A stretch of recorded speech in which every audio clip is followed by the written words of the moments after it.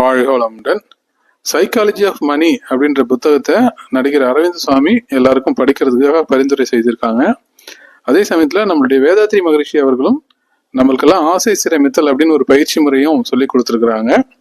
இது ரெண்டுத்துக்கும் இருக்கக்கூடிய ஒற்றுமைகளும் இதுல ரெண்டுத்துலயும் என்னென்ன நல்ல விஷயங்கள் இருக்கு அப்படின்றதையும் கொஞ்சம் டீட்டெயிலாக இந்த வீடியோவில் பார்க்கலாங்க. முதல்ல சைக்காலஜி ஆஃப் மணி அந்த புக்கை எடுத்துக்குவோம். அதில் என்ன சொல்றாங்க அப்படின்னு கேட்டிங்கன்னா, உங்களுக்கு தேவையான பொருட்களை வாங்குங்கள் அப்படின்ற மாதிரி தான் சொல்றாங்க. அதுதான் அடிப்படை. இன்னொருத்தவங்க கார் வச்சிருக்காங்கன்றதுக்காக நீங்க கார் வாங்கணும்னு அவசியம் இல்லை. உங்களுடைய தேவை என்ன, உங்களுடைய தேவை என்பது வேறு, மற்றவர்களுடைய தேவை என்பது வேறு. எனவே அடுத்தவங்களை பார்த்து நீங்க எந்த வித பொருளையும் வாங்காதீங்க. அதே மாதிரி இன்வெஸ்ட்மெண்ட் கூட, ஷேர் மார்க்கெட்ல இன்வெஸ்ட் பண்றாங்க, இல்ல கோல்டுல இன்வெஸ்ட் பண்றாங்க, வேற வேற விதமா இன்வெஸ்ட் பண்றாங்க இல்லையா, அதுவும் இன்னொருத்தவங்க செய்யறாங்களேன்றதாக நீங்க செய்யாதீங்க. ஏன்னா எல்லாருமே வேற வேற அப்படின்றத தெளிவா சொல்றாங்க. அதே மாதிரி இன்னொரு முக்கியமான விஷயம் நான் அதுல பார்த்தது என்னன்னு கேட்டீங்கன்னா, நீங்க எவ்வளவுதான் பணம் சம்பாதிச்சாலும் உங்களுடைய சந்தோஷம் என்பது பணத்தால் மட்டுமே வருவதில்லை. அதுல ஒரு உதாரணம் கொடுத்துருந்தாங்க. ஒருத்தர் ஷேர் மார்க்கெட்ல இன்வெஸ்ட் பண்றாரு, அவருக்கு 12% ரிட்டர்ன்ஸ் வருது. இன்னொருத்தரும் அதே அமௌண்ட்டை ஷேர் மார்க்கெட்ல இன்வெஸ்ட் பண்றாரு, ஆனா அவருக்கு 8% தான் இன்ட்ரெஸ்ட் ரிட்டர்ன் வருது. இப்ப இதுல யாரு சந்தோஷமா இருப்பாங்கன்னு கேட்டீங்கன்னா, நம்ம எல்லாரும் என்ன நினைப்போம், 12% ரிட்டர்ன் வரவங்க தான் சந்தோஷமா இருப்பாங்கன்னு நினைப்போம் இல்லையா. ஆனா அதுதான் இல்லை. 12% ரிட்டர்ன்ஸ் வந்தாலும் அவர் கம்மியான அளவு சேமிக்கிறாருன்னு வச்சுக்குவோம். அவர் 1 லட்ச ரூபா சம்பாதிக்கிறாரு, ஆனா அவர் 10,000 தான் இன்வெஸ்ட் பண்றாருன்னு வச்சுக்குவோம். அப்ப 12% வந்தாலும் அவருக்கு கம்மியா தான் வரும். இதே இன்னொருத்தர் அதே 1 லட்ச ரூபா சம்பாதிக்கிறாரு, ஆனா அவர் என்ன பண்றாரு, 30,000 இன்வெஸ்ட் பண்றாரு. அப்ப என்ன ஆகும்னா, அவருக்கு 8% லாபம் வந்தாலும் அந்த 8% 3 மடங்கு அதிகமா வரும். ஸோ உங்களுக்கு ரிட்டர்ன்ஸ் கம்மியா இருந்தாலும் இன்வெஸ்ட்மெண்ட் அதிகமா இருந்தா நம்மளுக்கு அதிகமான பணம் கிடைக்கும். அதே சமயத்துல நம்ம புரிஞ்சுக்க வேண்டிய இன்னொரு விஷயம் என்னன்னு கேட்டீங்கன்னா, ஒருத்தர் அதிகமா சம்பாதிக்கிறாரு, அதுல அதிகமா செலவு பண்றாரு. அவரை விட குறைவான சம்பாதிக்கிறவரு அவருடைய குறைந்த தேவைகளை குறைச்சி கொண்டாருன்னு வச்சுங்களேன், அவரு அதிகமா சம்பாதிக்கிறவரை விட சந்தோஷமா இருப்பாருன்றதுதான் நம்ம கண் கூட பார்க்கக்கூடிய ஒரு உண்மை. எனவே நம்ம அதிகமா சம்பாதிச்சாதான் அதிகமா சந்தோஷமா இருக்கலாம் அப்படின்றது ஒரு மாயை. எனவே குறைவா சம்பாதிச்சாலும் அந்த நிறைவா வாழக்கூடிய மனப்பக்குவத்தை நம்ம வளர்த்துக்கிட்டோம்னா நம்ம எல்லாரும் சந்தோஷமா இருக்கலாம் அப்படின்றதுதான் அந்த புக்ல சொல்லக்கூடிய முக்கியமான விஷயங்கள். இது தவிர இன்னும் நிறைய விஷயங்களை சொல்லியிருக்காங்க. ஆனா அடிப்படை இதுதான். அடிப்படை என்னன்னா, மனம் சார்ந்து நம்ம இயங்கணும். எதுக்கு அது பணத்தால் மட்டும்தான் நம்ம சந்தோஷமா இருக்கணும்னு கிடையாது.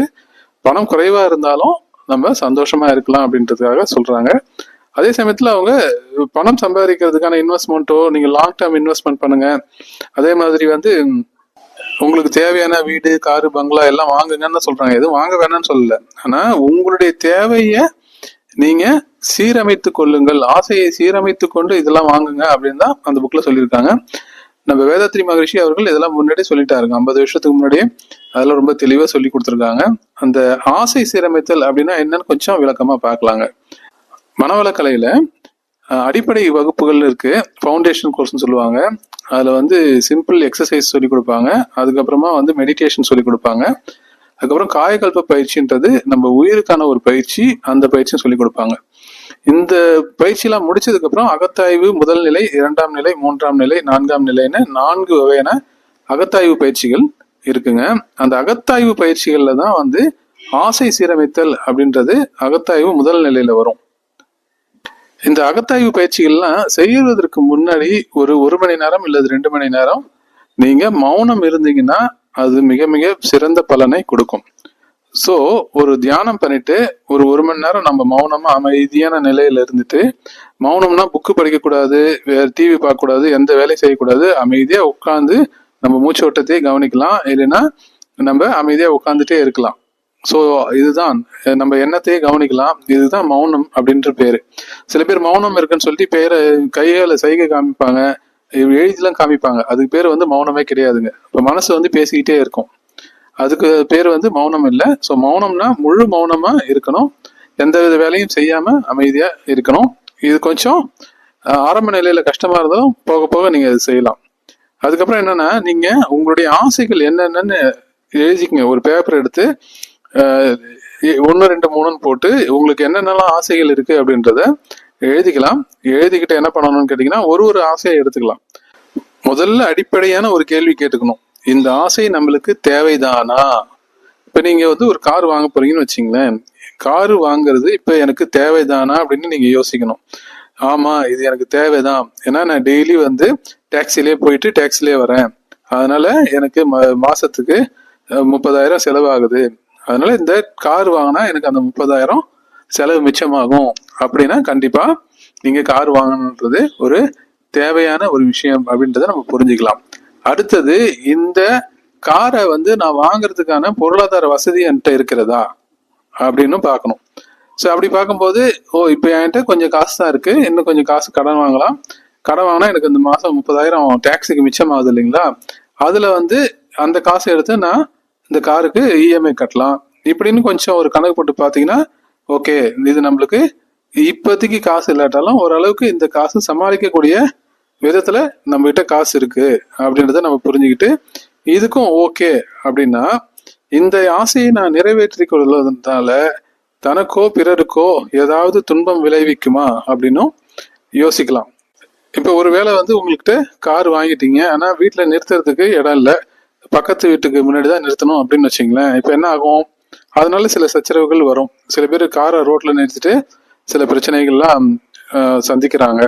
அந்த மாதிரி இப்ப இந்த ஆசையை நிறைவேற்றுவதனால நம்மளுக்கு மற்ற வசதி வாய்ப்புகள், இதனால மற்றவர்களுக்கு ஏதாவது துன்பம் இருக்கா, நம்மளுக்கு இதனால வேற ஏதாவது பிரச்சனை வருமா அப்படின்றதையும் யோசிச்சு பார்த்து வாங்கணும். இந்த மாதிரி எந்த ஒரு ஆசையை எடுத்துக்கிட்டீங்கனாலும் அந்த ஆசைய இந்த மாதிரி பல கேள்விகளை நீங்களே உங்களுக்குள்ள கேட்டு அதுல நியாயமான ஆசையை நீங்கள் நிறைவேற்றும் பொழுது, அதற்கான வசதி வாய்ப்பு உங்களுக்கு உள்ளும் பொழுது அந்த ஆசையை நம்ம நிறைவேற்றிக்கலாம்.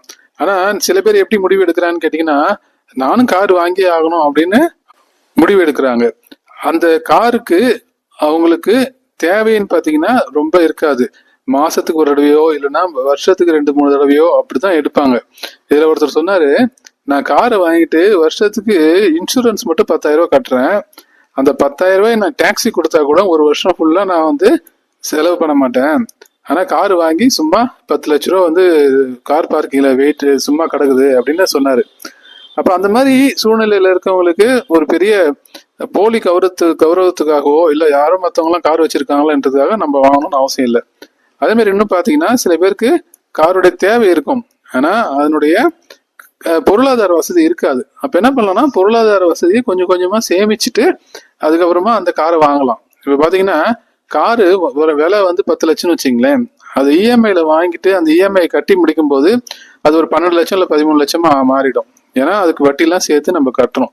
இதே சில பேர் புத்திசாலித்தனமா என்ன பண்றாங்கன்னு கேட்டீங்கன்னா, மாசம் மாசம் இஎம்ஐ கட்டுறதா நினைச்சுக்கிட்டு ஒரு குறிப்பிட்ட அமௌண்ட்டை சிஸ்டமேட்டிக் இன்வெஸ்ட்மெண்ட் பிளான் அந்த மாதிரி ஏதாவது ஒரு சிறு சேமிப்பு திட்டத்திலயோ பிபிஎஃப்லயோ போட்டுக்கிட்டே வராங்க.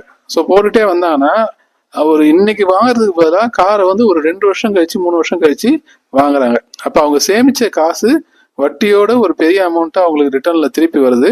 அந்த காசை வச்சுக்கிட்டு அவங்க காரை வாங்குறாங்க. அதாவது சில பேர் 10 லட்ச ரூபா காரை இஎம்ஐ கட்டி முடிக்கும் போது 12 லட்சம் 13 லட்சமா கொடுக்குறாங்க. ஒரு சில பேர் 7-8 லட்சத்தை சேமிச்சு வச்சு அதுக்கு வர வட்டியை வச்சு 10-12 லட்சம் வந்துருச்சுன்னா அந்த காசை வச்சு அவங்க கடன் இல்லாம இஎம்ஐ இல்லாம காரை வாங்கி சந்தோஷமா இருக்கிறாங்க. ஸோ இதுல யாருடைய சூழ்நிலை எப்படி இருக்குன்னு யாருக்குமே தெரியாது. ஸோ உங்களுடைய சூழ்நிலை என்ன அப்படின்றத நீங்க தான் முடிவு பண்ணணும். நீங்க தான் அந்த ஆசையை சீரமைச்சு கொள்ள வேண்டும். இந்த வீடியோல நான் சொல்லியிருக்கிறது ஒரு இன்ட்ரோடக்ஷன் மட்டும்தான். இதை மனவளக்கலையில கற்றுத்தரக்கூடிய பயிற்சியை நீங்க முழுவதுமா கத்துக்கிட்டு இதை மேலும் சிறப்பா கத்துக்கிட்டு உங்க வாழ்க்கையில நீங்க ஒவ்வொரு முடிவுகளையும் இந்த மாதிரி எடுத்தீங்கன்னா நீங்க அறிவுபூர்வமான முடிவை எடுக்கிறீங்கன்னு அர்த்தம். இல்ல இதெல்லாம் பார்க்காம டக்குன்னு போய் கார் வாங்குறது, யாரோ கார் வாங்கிட்டாங்கன்னா நம்மளும் கார் வாங்குறது, இல்ல கார்ல போனாதான் கௌரவம்னு நினைக்கிறது, அந்த மாதிரி எல்லாம் நினைச்சு கார் வாங்குறதுனால என்ன ஆகுதுன்னு கேட்டீங்கன்னா அவங்களுடைய பொருளாதாரத்துல மிகப்பெரிய சிக்கல்களை சந்திக்க வேண்டி இருக்கிறது. இதுதான் அந்த புத்தகத்திலையும் சொல்றாங்க, சைக்காலஜி ஆஃப் மணிலையும் இதுதான் சொல்றாங்க. எனவே அவரவர்களுடைய ஆசையை அவரவர்களே சீரமைத்து கொண்டு அவரவர்களுடைய தேவைக்கு ஏற்ற வகையில் அந்த ஆசையை நிறைவேற்றிக் கொள்ள வேண்டும் என்பதை நாம் இதிலிருந்து புரிந்து கொள்ளலாம். மேலும் மனவளக்கலையில் கற்றுத்தரப்படக்கூடிய அனைத்து பயிற்சிகளையும் கற்று நீங்கள் வாழ்க்கையில் எல்லா வளங்களையும் பெற்று மகிழ்வோடு வாழ வாழ்த்துகிறோம். நன்றி. வாழ்க வளமுடன்.